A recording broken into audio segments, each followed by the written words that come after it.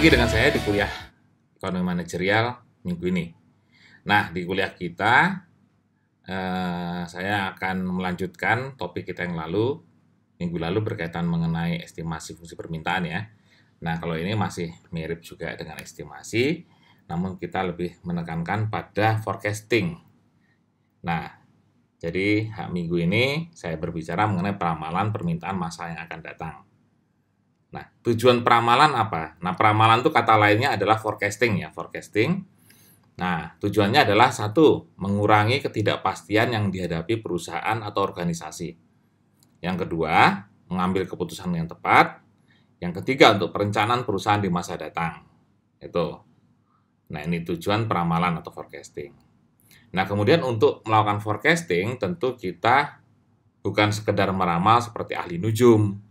Nah, tentu kita membutuhkan data-data, ya, data-data yang sudah terjadi, sehingga kita membutuhkan data-data di masa lampau, ya, masa lampau, atau data-data yang sudah terjadi terkait dengan apa yang ingin kita ramal atau apa yang ingin kita forecast.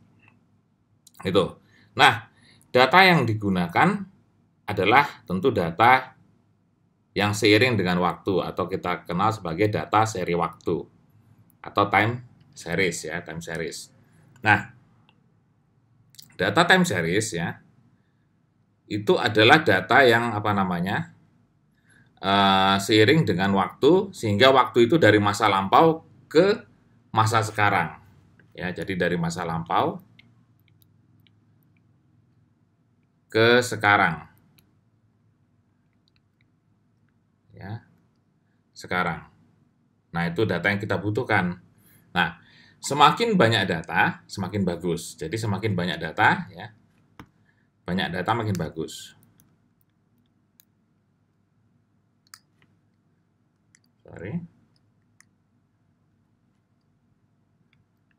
Banyak data makin bagus ya. Itu. Semakin banyak data, semakin bagus. Nah, itulah yang yang kita butuhkan untuk melakukan forecasting di masa yang akan datang, gitu ya. Itu. Jadi itu yang kita butuhkan untuk forecasting di masa yang akan datang. Nah, kemudian ya, data ini berdasarkan waktu, kemudian digunakan meramalkan masa yang akan datang. Nah, selanjutnya, analisis yang sering digunakan untuk melakukan forecasting, itu yang sering digunakan adalah analisis time series.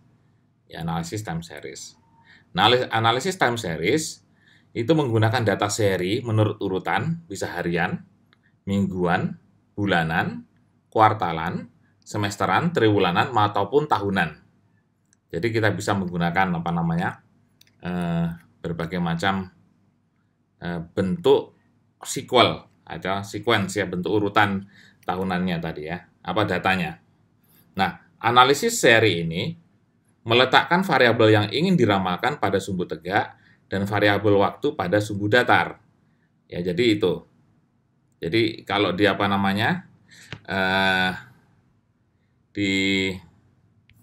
dibentuk dalam suatu kurva, jadi misalnya kurvanya ini ada sumbu tegak gitu ya, sumbu tegak, ada sumbu datar. Nah, ini adalah time-nya ya, waktunya. Baru di sini variabelnya, variabel yang ingin diramalkan gitu ya, variabel yang ingin diramalkan, dan ini seiring dengan waktu. Nah, sehingga kita nanti punya data di sini ya, data di sini. Kemudian kita ingin misalnya forecast di suatu titik ini gitu ya, forecastnya di suatu titik itu, dan kita tidak tahu nanti apakah nilainya bagaimana berdasarkan analisis time series yang kita lakukan, gitu ya. Nah, analisis seri ini meletakkan variabel tadi, oke. Nah, pada kenyataannya data seri itu berfluktuasi. Jadi data time series itu dia berfluktuasi atau bervariasi menurut waktu. Jarang data itu dia misalnya begini, dia datanya tetap terus gitu ya, digambar gitu ya. Gitu. Dia bisa begini, bisa naik, bisa turun gitu ya, seiring waktu gitu ya. Nah, gitu. Nah, ini mirip seperti kita bicara mengenai tren. Kalau dia titik-titiknya makin naik, berarti dia ada tren kecenderungan meningkat, misalnya gitu ya. Cenderungan meningkat. Kalau bisa juga trennya cenderung menurun gitu ya. Menurun. Seperti sekarang ini kan sedang kasus COVID ini gitu ya, kasus COVID ini kita apakah melihat trennya menaik atau menurun kan gitu ya. Nah, itu bisa kita menjadikan jadikan acuan misalnya sekarang. Nah, kalau kita lihat kan kadang 4.000, kadang 5.000, kadang 6.000, kadang turun lagi. Jadi fluktuatif gitu ya datanya ya. Nah, di sini misalnya jumlah tambahan kasus ya, tambahan kasus. Di sini waktu kan gitu ya. Nah, waktunya apa? Harian kan gitu ya. Waktunya harian. Nah, kalian bisa lihat data misalnya untuk kasus COVID ini kan misalnya di websitenya Kementerian Kesehatan bisa dilihat nanti gitu. Nah, dia punya punya variasi tadi. Nah, variasi ini disebabkan oleh apa? Ada yang disebut sebagai secular trend. Ini pernah kita sampaikan waktu berbicara mengenai statistik ya. Ada yang modelnya cyclical ya. Kemudian seasonal variation dan variasi yang tidak teratur atau acak. Ya, acak. Acak itu kita tidak tahu gitu ya. Kalau dia misalnya kan ada yang modelnya ketika ketika musim hujan jumlah penderita meningkat misalnya gitu ya. Nah, tapi ketika musim kemarau dia berkurang, jadi misalnya begitu ya. Jadi misalnya ini bentuk kurvanya gitu itu fluktuasi kan. Jadi kalau tetap itu dia lurus gitu ya. Gitu itu tetap namanya. Tapi kalau dia ada naik, ada turun, ada naik, ada turun itu disebut sebagai fluktuatif ya, data yang berfluktuatif. Dan itu yang terjadi pada data time series pada umumnya. Nah, kita ambil contoh misalnya ini ya, misalnya ini, ada data ini ya, ambil contoh proyeksi tren. Ya, ini topik pertama mengenai time series, kita gunakan misalnya proyeksi menggunakan tren ya. Nah, ingat, kita sudah bicara statistik, di statistik itu misalnya tren ya, tren. Jadi ada data asli, kemudian ada data yang merupakan data tren. Ada data asli, data tren. Nah, kemudian ini misalnya contoh ya,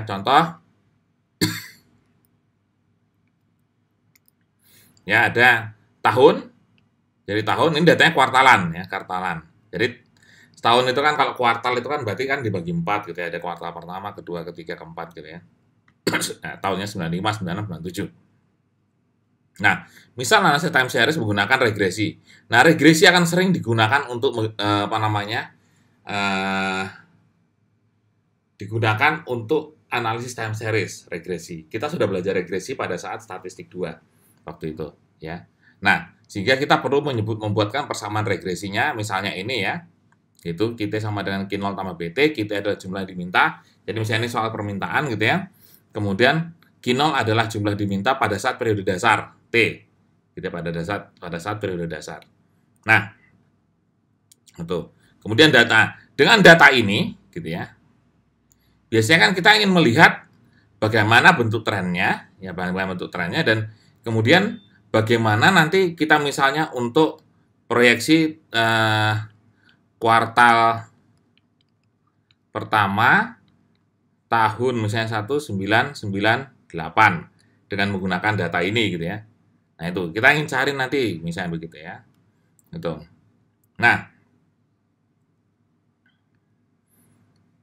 ini kita selesaikan bagaimana? Berarti kan kita tujuannya mencari persamaan kita ini tadi ya untuk menemukan nilai Q0 dan B-nya ini ya.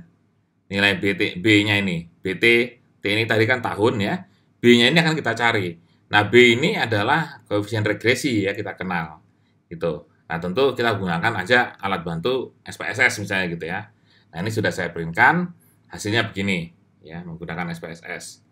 Nah, tapi untuk menemukannya ini tentu ada sedikit variasi ya, memvariasi, merubah bentuk merubah bentuk tabel ini ya. Tabelnya harus agak dimodifikasi. Jadi data yang kita butuhkan kan adalah data QT ya, QT dan data T. Nah, QT itu ini QT kan gitu ya, jumlah permintaan. Jadi datanya diisi ini. ya untuk mengisi datanya. Permintaannya pada saat tahunnya. Nah, sedangkan T ini ya, T ini harus dimodifikasi menjadi 1, 2, 3, 4, 5, 6, 7, 8, 9, kemudian 10, 11, 12, 13, 14, 15, 16. Nah, jadi ada 16 data. Jadi N-nya ada 16 data gitu ya. 16 data. Nah, ini nanti dibuat, ini yang kita masukkan itu ke dalam SPSS adalah yang kode ini. Ini sebagai periodenya. Nah, tadi ada pertanyaan misalnya kuartal pertama 1998 berarti itu T-nya adalah gitu ya. T-nya adalah kan habis 97 kuartal 4 kan 198 kuartal 1 berarti itu 17. Nah, berarti nanti T-nya kita gunakan 17 untuk melakukan forecasting-nya gitu ya. Nah, ini. Nah, ini nanti kita masukkan dalam dalam SPSS ya, dalam SPSS. Dan di SPSS nanti hasilnya ini gitu ya, hasilnya ini. Gitu. Nah, ketemulah persamaannya bisa kita susun ya. Ingat cara menyusun persamaan gitu ya. Jadi persamaan yang ini tadi T sama dengan Q0 tambah BT itu, jadi B-nya itu kan koefisien regresi sudah ketemu di periode ya, misalnya periode tadi jadi T saya anggap T ya. Kemudian 7,08 masuk 7,8 masukkan ke sini ya. Gitu. Dan Q0-nya adalah 235,25 T. Nah, T ini tinggal nanti diisikan. Misalnya tadi yang 1998 periode pertama itu kan T-nya adalah 17. Nanti untuk forecasting-nya T-nya diganti dengan T-nya diganti dengan 17 gitu ya. T-nya diganti dengan 17. Gitu. Nah, ini. Jadi ramalkan permintaan selama tahun 98. Berarti nanti 98 itu ada misalnya Q1-nya itu sama dengan T sama dengan 17, Q2 T sama dengan 18, Q kuartal ketiga ya, itu T sama dengan 19 dan kuartal keempat itu T sama dengan 20 hampir ya. Itu nanti untuk mengisi ini. Yang penting kita bisa ketemu dulu kan gitu ya. Nah, ingat waktu dulu di di statistik kan regresi itu persamaan ini kan harus blue ya. Nah, blue linear unbiased estimator. Nah, sehingga banyak uji-uji di belakangnya gitu ya. Ada uji yang umum dilakukan, ada uji normalitas, autokorelasi ya, heteroskedastisitas dan uji T gitu ya, segala macam itu ya. Uji F, nah gitu. Nah, itu harus dipenuhi ya. Autokorelasi, multikolinearitas, kayak itu dipenuhi. Nah, tapi yang sederhananya kita lihat T-nya, apakah memang waktu ini mempengaruhi gitu ya, T ini mempengaruhi, kita lihat T-nya. Nilai T-nya ini kan T statistiknya, yaitu ini, gitu ya. Nilainya 3. Kita lihat signifikannya, 0,04. Nah, ini berarti kan biasanya kan alfanya, dia signifikan sampai alfa sama dengan 10%, 5% pun bisa. 5% bisa. Kenapa? Karena 5%? Karena ini kan 0,004 ini lebih kecil daripada 5% kan. 5% kan 0,05, sedangkan ini kan 0,04. Nah, jadi ini pengaruhnya signifikan. Waktu ini berpengaruh. Jadi bisa digunakan T ini gitu untuk meramal. Kemudian kita lihat. Nah, cuman dia memiliki R-square kecil. R-square kecil itu ingat ya. Nah, berarti kan 0,46 ini kan berarti kan 46% ya, ingat lagi untuk ingat-ingat.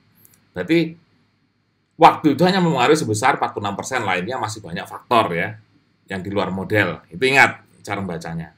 Nah, nanti ada tadi ya, diminta nanti perhatikan yang lingkaran-lingkaran ini ya.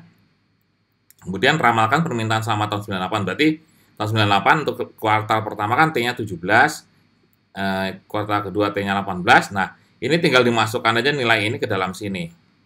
Gitu ya, nilai ini masukkan dalam sini, nanti akan kita bisa menemukan forecasting untuk nilai-nilai QT pada periode yang dimaksud, tahun 98 kuartal pertama dan seterusnya. Gitu. Ya, jadi ini yang menggunakan SPSS tadi datanya ya. Datanya itu misalnya kita pakai T dan Q gitu ya.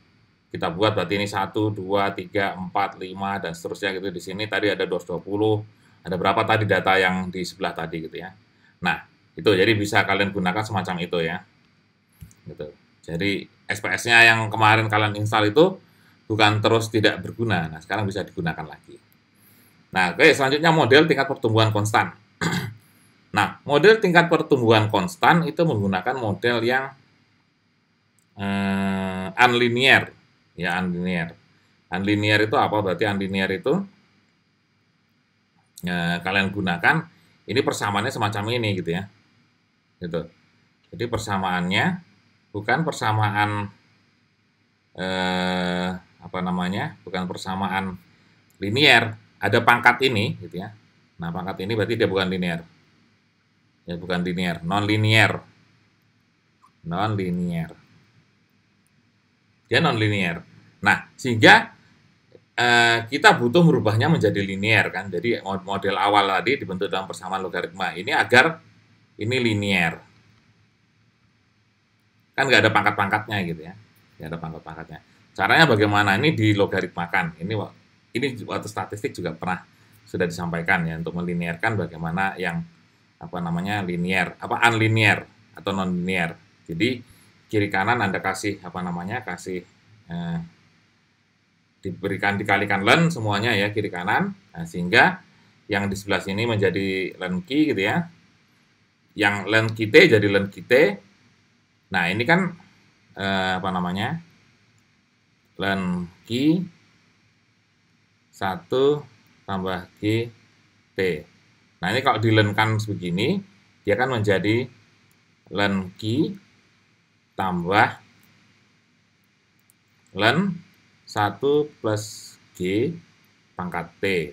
Nah, len 1 plus G tambah T, itu kan menjadi T, jadi len G plus T, len 1 tambah G dalam kurung. Nah, makanya ini yang di sebelah ini, sebelah kanan atau kiri kanan ya, sebelah kanan dari kita ini, len kita, itu adalah penjelasannya gitu ya.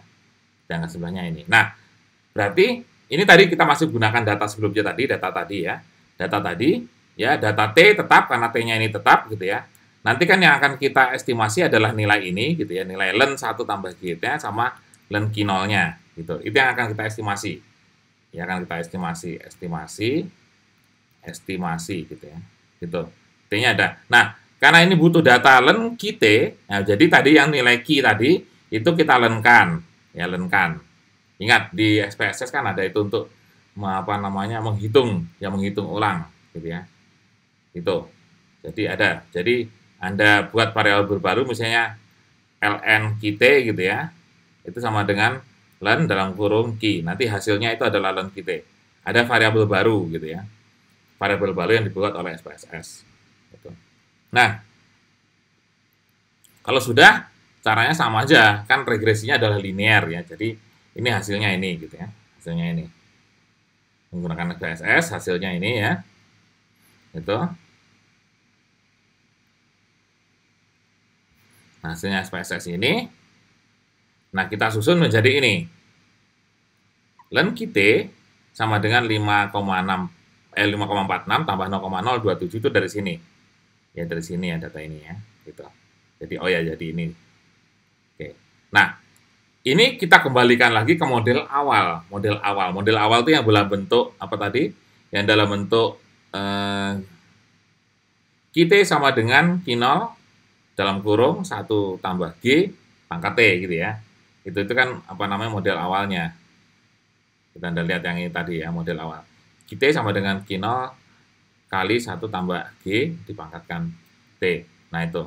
Nah caranya bagaimana? Caranya ya nilai ini ya. Nilai-nilai ini ya, dan ini kan adalah nilai len. Jadi nilai len Q itu sama dengan 5,46. Nah sekarang berapakah Q? Kan gitu kan? Berapakah Q? Nah tentu ini harus diantilenkan. Nilai 5,46 ini harus diantilenkan. Antilenkan berarti kalau nanti di kalkulator kalian cari ada tanda yang EX gitu ya. Itu. Jadi biasanya ketik dulu 5,46 baru tekan EX ini. Nanti ketemulah hasilnya. Gitu ya, hasilnya adalah ini gitu ya. Gitu. Nah, kemudian 1 tambah apa namanya? 1 tambah G len yang ini kan len 1 tambah G yang ini ya. Len 1 tambah G sama dengan 0,027. Berarti 1 tambah G itu berapa? Berarti 1 tambah G berarti 1, antilen dari 0,027 gitu ya. 0,2 ini dapatlah ini ya. Ini 1,027. Nah, jadi QT sama dengan 235,1 dikalikan 1,027 pangkat T. Ini udah apa namanya? Udah model yang awal, model awal. Catatannya yang tadi ya 1,7.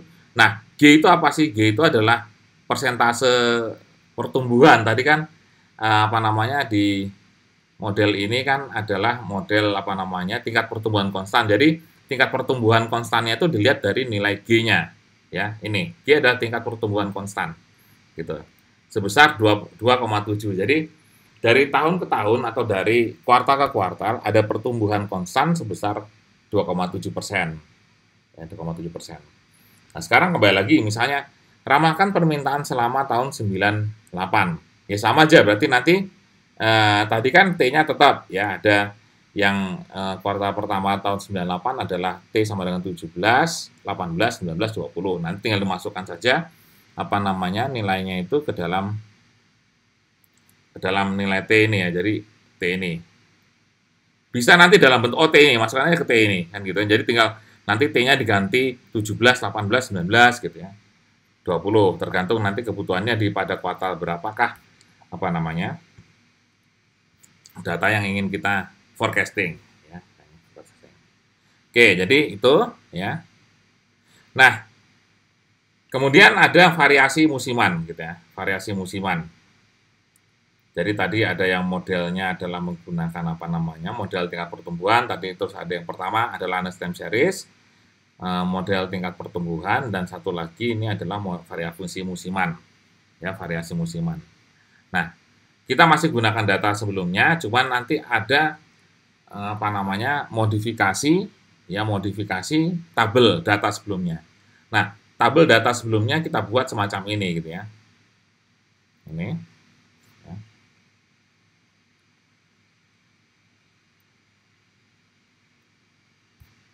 Kita lihat buat jadi tahun kuartalnya kita kelompokkan gitu ya. Ada kuartal 1 untuk masing-masing tahun ya gitu ya. Kuartal 2, kuartal 3, kuartal 4 ya masing-masing tahun gitu ya. Gitu. Nah, kemudian kode. Nah, kode ini kan kode tahun tadi ya. Gitu. 1, 5 ini dan 13 gitu ya. 16 gitu dan seterusnya gitu. Jadi kan ada kode tadi, kode yang tahun ada 1, 2, 3 sampai 16 tadi. Nah, dimasukkan kalau misalnya 1994 kuartal pertama berarti kodenya 1. Kemudian kalau dia 95 kodenya 5 gitu ya. 96 kodenya 9. 97 kodenya 13. Nah, ini adalah nilai nyatanya. Data tadi itu nilai nyatanya sesuai dengan kuartal dan tahunnya. Nah, ramalannya kita menggunakan hasil peramalan menggunakan model tingkat pertumbuhan konstan. Jadi pakai yang apa tadi? Yang QT sama dengan Q0 1 tambah GT. Yang data sebelumnya tadi ya, pakai itu. Nah, itu akan menemukan nilai ramalan ini. Ya. Nilai ramalan ini. Gitu. Nah, kemudian dibandingkan antara nilai nyata dan ramalan berarti 200 per 241, ini ketemulah ini. Baru rata-ratanya ya rata-rata dari perbandingan ini untuk masing-masing kuartal adalah ini ya, kuartal pertama, kedua, ketiga, keempat gitu. Gitu. Jadi ketemu. Nah, kemudian apa namanya?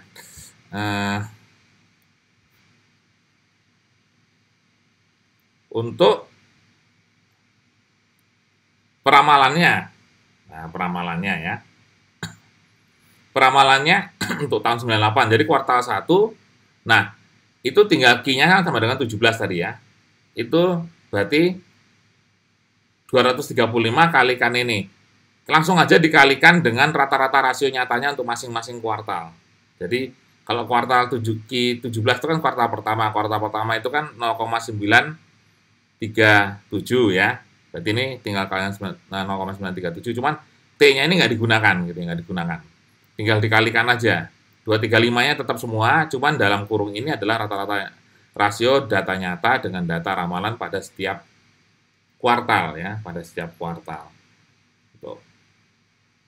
Nah, ini jadi apa namanya yang bisa kita gunakan untuk melakukan ramalan. Cuman kalau untuk yang model ini, yang model variasi musiman semacam ini, itu menurut saya itu jarang digunakan sih ya. Yang paling sering digunakan itu adalah bisa dia yang dua model ini tadi, yang Anish Time Series, ya.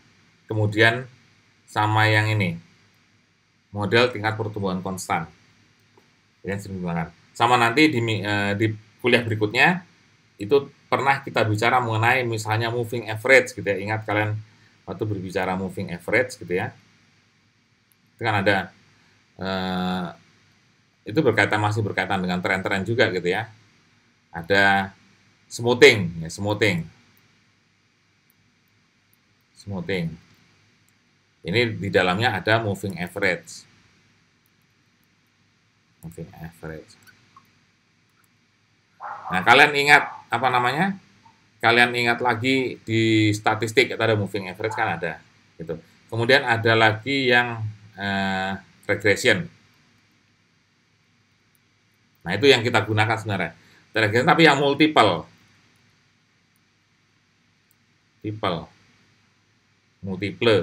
regression gitu ya. Nah, itu yang akan kita gunakan. Nah, itu nanti di kuliah berikutnya aja. Nah, kalau untuk kuliah kita yang slide yang saya bagikan itu sekarang, itu adalah materinya ini saja gitu ya. Materinya sampai ini ya. Peramakan permintaan menggunakan ini. Nah, tapi kembali lagi saya ingatkan bahwa saya sampaikan bahwa yang paling sering digunakan itu adalah model yang model tempo konstan, tingkat pertumbuhan konstan, dan juga yang model analisis time series. Ya. Dan juga nanti ujung-ujungnya adalah menggunakan persamaan regresi ya. Menggunakan persamaan regresi, dan ingat persamaan regresi yang bagus dia harus memenuhi kaidah Blue, Best Linear Unbiased Estimators. Dia harus memenuhi apa? Berarti ada uji asumsi klasiknya ya, itu autokorelasi, uji multikolonialitas, uji heteroskedastisitas di dalamnya harus memenuhi itu gitu ya. Itu. Dan juga umumnya uji normalitas. Oke.